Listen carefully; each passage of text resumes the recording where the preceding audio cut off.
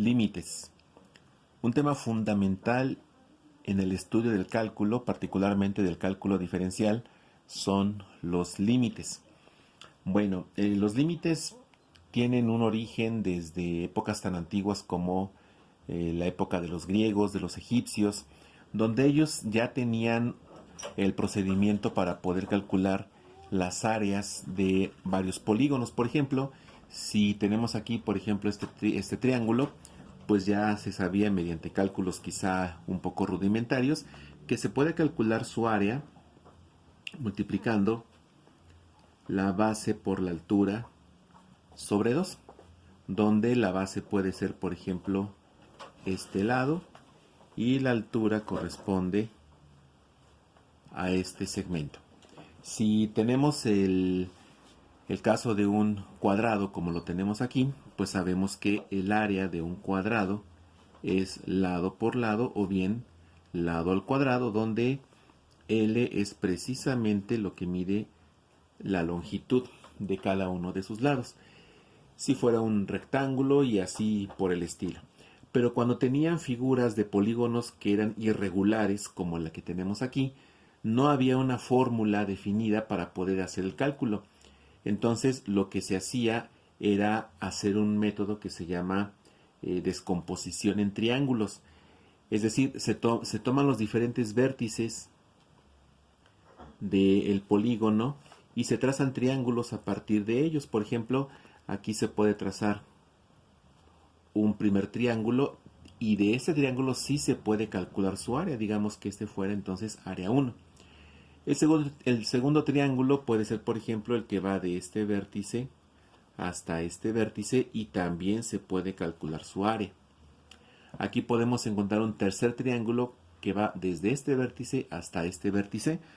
Entonces trazaban ellos las diagonales y se podía calcular el área. Y el cuarto triángulo es el que quedaba definido entre estos tres vértices.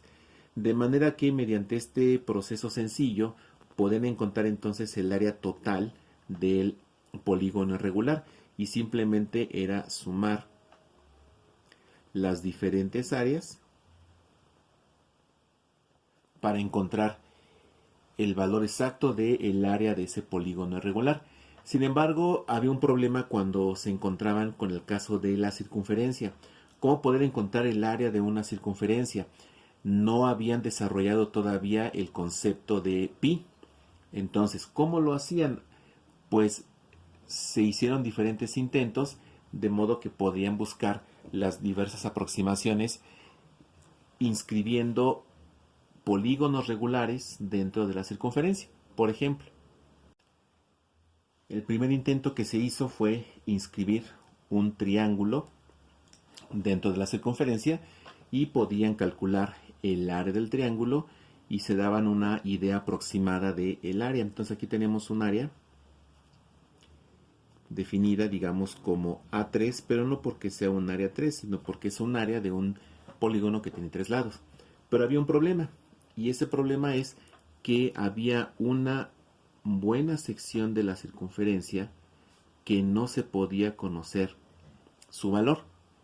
Entonces, aunque esto daba una aproximación al valor del área de la circunferencia, hacía falta más. Entonces probaron con la siguiente figura. Después entonces inscribieron un cuadrado, es decir, podían calcular el área de un polígono de 4 lados. Pero aún así, había, aunque ya menos, todavía existía una buena porción del área de la circunferencia que no se conocía. Entonces, se inscribió ahora un pentágono, o sea, se puede calcular el área de un polígono regular de 5 lados. Y como podemos observar, el área desconocida cada vez es menor. Bueno, si con un pentágono disminuía esta área desconocida, entonces podía disminuirse más si calculaban el área de un hexágono. Y así sucesivamente fueron inscribiendo cada vez polígonos con una mayor cantidad de lados, porque al ser polígonos regulares se podía calcular sin ningún problema y la diferencia entre esos lados, entre esas áreas desconocidas cada vez era menor. Entonces propuso un modelo hipotético donde ahora se podía inscribir un polígono con una gran cantidad de lados, tantos lados como fuera posible, de manera que la diferencia entre ese valor del área del polígono y el valor esperado del área de la circunferencia fuera cada vez menor, es decir, un polígono de n lados. Porque si por ejemplo poníamos un polígono de 10 lados, pues la diferencia iba a ser mayor que si ponemos por ejemplo un polígono de 100 lados. Y esa diferencia disminuiría si el polígono fuera de 1000 lados, o de 2000 lados, o de n lados. Eso significa que el área de esa circunferencia estaba limitada por la cantidad de lados que tenía ese polígono. Ahora, esta cantidad de lados podía ser tanto como fuera posible, y en un sentido teórico podíamos pensar que un polígono de n lados infinitos nos aproximaría mucho al valor real del área. Entonces aquí podríamos pensar que el área de esta circunferencia es el límite de los polígonos de n lados cuando n se aproxima a infinito. Lo que significa esta expresión es que el área iba a ser cada vez más cercana al valor real conforme aumentara el número de lados del polígono. Por ejemplo, aquí n vale 3. Entonces aquí podemos definir. Aquí n vale 3 porque son 3 lados. Aquí n vale 4. Aquí n vale 5. Ahora n vale 6. Como podemos darnos cuenta, conforme va aumentando el valor de lados, es decir, conforme pasan los valores de n, el valor del área se va aproximando más. Y aquí n, pues no sabemos cuánto es, puede ser 100, 1000, 2000, 5000, 10000. Entonces aquí n se aproxima a un valor infinito. Ahora, esto es importante porque esta flecha que en matemáticas se lee como n tiende a infinito, esta flecha lo que nos indica es que se aproxima tanto como se pueda, pero nunca va a tocar ese valor. Entonces, el concepto intuitivo de los límites tiene por ahí sus rasgos desde épocas tan antiguas como los egipcios, los griegos, los babilonios, que se enfrentaron a ese tipo de problemas. Y bueno, como lo sabemos, cuando se introduce el número pi, pues ya cambia la situación porque ahora sabemos que el área de una circunferencia pues simplemente es calcular pi por radio al cuadrado. Pero antes de llegar a esta fórmula, estas eran las aproximaciones que se hacían. Esto nos lleva entonces a una definición informal del concepto de límites. Entonces, de manera informal, podemos tener la siguiente definición. Y dice aquí que el límite de una función es un valor. Esto es importante, el límite es un número, es un valor. Y dice que el límite de una función es un valor al cual la función se aproxima. Esto es importante, se aproxima. Nunca va a llegar a serlo, se aproxima. Tanto como sea posible, pero que no puede tomar ese valor. Entonces, el límite es un número al cual la función se va a aproximar tanto como sea posible, pero nunca lo va a tocar. Esto no es tan desconocido para nosotros porque, por ejemplo, cuando estamos formados en la fila, por ejemplo, del cine, de algún comercio, y es claro que tiene que haber una distancia entre nosotros y la persona que está adelante y la persona que está atrás. Y podemos acercarnos tanto como sea posible a la otra persona, pero no la vamos a tocar. Ese es un concepto que vivimos todos los días para entender lo que son los límites. Bien, aquí tenemos un ejemplo de ya más analítico para entender un poco más la definición de límite. Tenemos esta función, que es la función fx igual a x cúbica menos 1 entre x menos 1. Bueno, aquí hacemos una inspección de lo que tiene esta función y vamos a ver algunas cosas importantes. La primera es que si x toma un valor de 1, o sea, si x de esta función si x toma el valor de 1, la función se va a indeterminar. Es decir, si x vale 1, entonces fx va a ser igual a 1 al cubo menos 1 entre 1 menos 1. 1 al cubo es 1, menos 1 es 0. 1 menos 1 es 0. Ahora, esto es una indeterminación, porque una división entre 0 en matemáticas no está permitido hacer y se le conoce como indeterminación. La indeterminación es cuando tenemos una división entre 0 y todas las indeterminaciones las vamos a identificar con un resultado infinito. Entonces, si x vale 1, la función desaparece, la función no existe, se va al infinito. Eso significa que cuando x vale 1, esta función no es continua. Y como, por decirlo así, 1 es un valor prohibido, x puede tomar todos los valores que sean menores que 1, o bien todos los valores que sean mayores que 1, pero nunca puede ser 1. ¿Cómo podemos entender esto de una mejor forma? Bueno, aquí entonces vamos a hacer una tabulación que nos permita ese ejemplo. Entonces, vamos a construir nuestra tabulación. Aquí tenemos los valores de x y por aquí vamos a tener los valores de fx. Bueno, podemos dar los valores que querramos, pero nos interesa enfocarnos en el valor de 1. Entonces, ponemos por aquí el valor 1, pero este 1 dijimos que no se puede tocar. Entonces, aquí vamos a poner este 1 y aquí vamos a poner infinito para recordar que no podemos tocar este valor. Lo que sí podemos hacer es tomar los valores menores que 1 y los valores mayores que 1. Por ejemplo, podríamos empezar con los valores menores que 1. Podría ser, por ejemplo, 0.99. Está muy cercano al 1, pero no es 1. Si nos alejamos un poco más, podríamos tener el valor 0.95. Podríamos también el valor 0.9. Es decir, nos estamos aproximando al 1.9, 0.95, 0.99.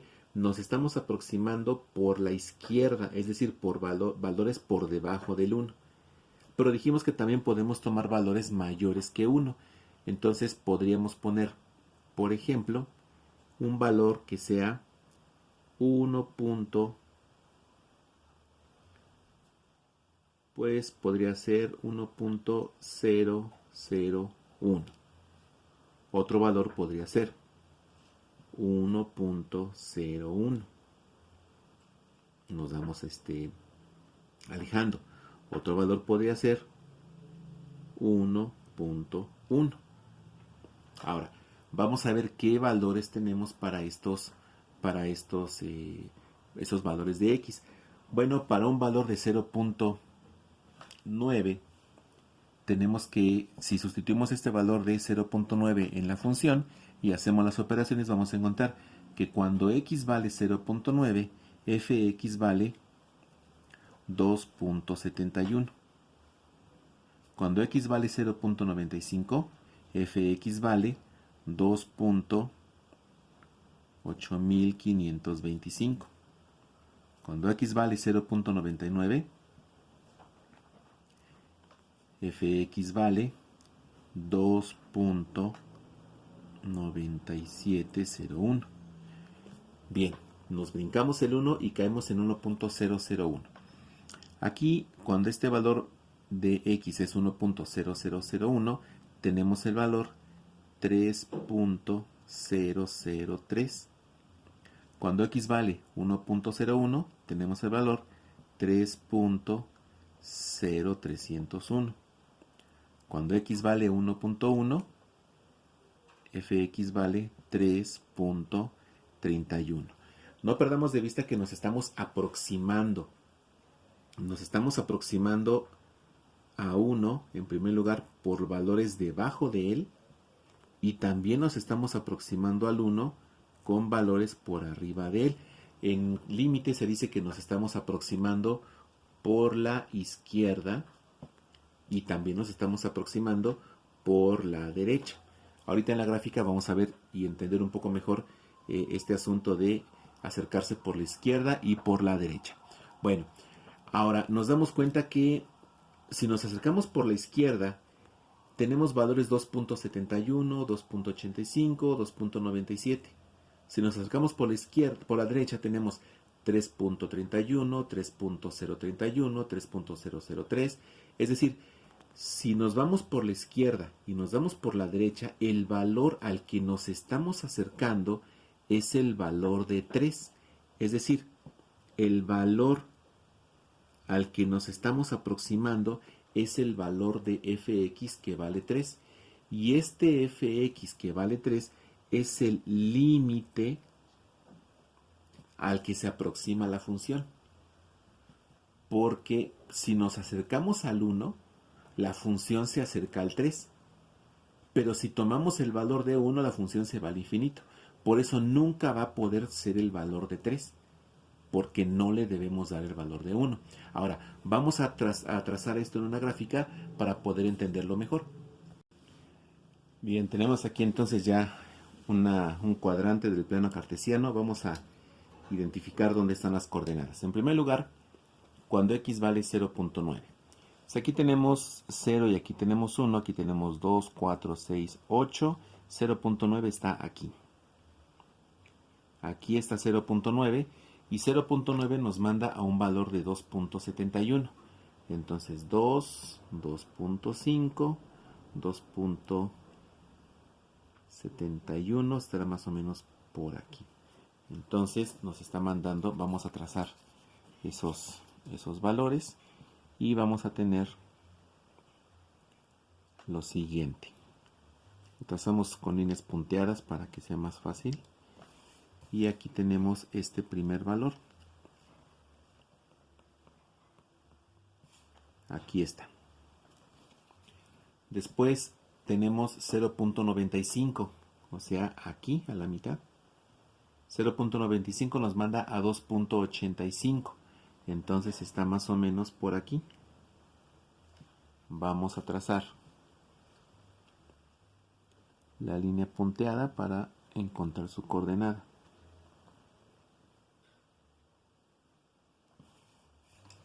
Y en fx tenemos esta proyección.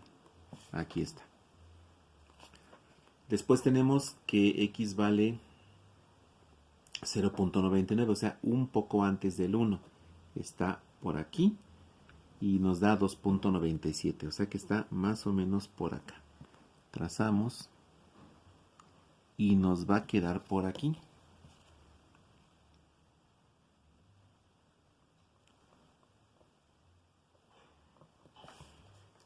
Bien, después nos brincamos el 1 y caemos en 1.0001, o sea, inmediatamente después del 1, que es por aquí.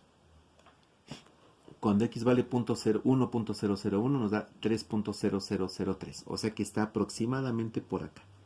Si trazamos nuestra recta, vamos a encontrar esto. Trazamos la línea y como es inmediatamente después del 1, vamos a tener aquí la proyección. Aquí está el punto. Después tenemos x vale 1.01, más o menos por aquí. Fx es 3.03, o sea, por acá. Igual trazamos la proyección, que va a estar por aquí. Y vemos cómo va tomando la forma de una curva. Último valor, 1.1 es aquí. Entonces nos da 3.31, que es más o menos por aquí. Trazamos la proyección y encontramos entonces que la aproximación por la izquierda y por la derecha nos va a dar esto. Ahora aquí ya tenemos previamente calculados estos valores y nuestra curva va a estar aquí. Dijimos que no podemos tomar el valor de 1 y tampoco podemos tomar el valor de 3. Cuando eso pasa, vamos a poner aquí una circunferencia pequeña abierta para indicar que no se puede tocar. De hecho, la gráfica completa viene así. Si la trazamos en una calculadora graficadora o en alguna aplicación que podemos descargar en internet, encontramos que nuestra curva va a estar así. Ahora, aquí estamos teniendo el valor que es 1,3. Pero dijimos que este valor es el valor que no se puede tomar porque 3 dijimos que corresponde al límite de la función. Es decir, esta función puede tomar todos los valores excepto 1, porque cuando x vale 1, la función desaparece. Viene la función subiendo y cuando llega al 1 se va al infinito, desaparece. Un instante después del 1 regresa y vuelve a subir.